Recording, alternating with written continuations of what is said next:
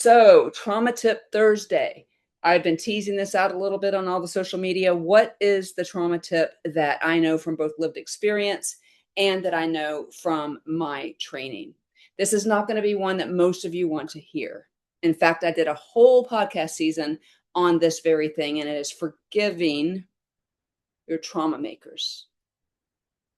When you understand that forgiving does not take away from the pain that has been caused, nor does it mean that you have to do anything or be in relationship with the person that caused your trauma.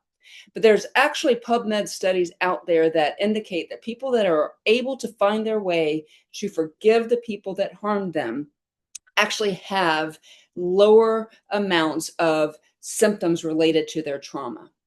There's a lot of reasons for this, and I'm going to be covering it in future workshops and podcasts and postings. But the one that you need to know about the most is that when you actively have your brain engage in something like forgiveness, finding your way to find peace. Again, this is not excusing behavior. This is not allowing the person back in. It is making peace and not holding against them anymore. It doesn't matter whether you're a Christian or not, but unforgiveness is basically drinking the poison and expecting them to die. And so for me, finding ways to forgive my trauma makers was everything. And I want to help you do that too. There is a scientific reason why this works, because you actually, when you decide to forgive, you punch one of the hallmarks of trauma, which is your choice was taken from you. Nobody asked you if they could put you in that unsafe environment. When you decide to forgive, you take that power back. And for that reason, scientifically, we think that people are healing from trauma. There's all kinds of other reasons why forgiveness is the thing to do. If you're a Christian, Jesus says, if you don't forgive, I won't forgive you. I don't pretend that that's easy in traumatic situations. I have my share of trauma makers.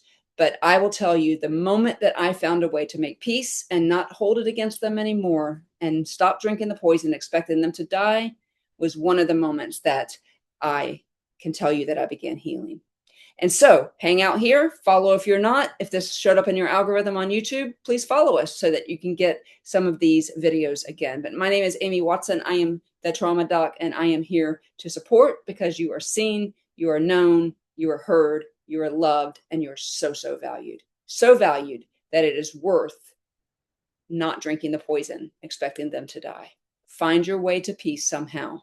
Doesn't mean it made it right. Doesn't mean you have to be in a relationship with them. It needs to be in your heart where you no longer let them live rent-free in your head. That comes from taking your power back and your choice back. You could choose this day to work towards forgiveness.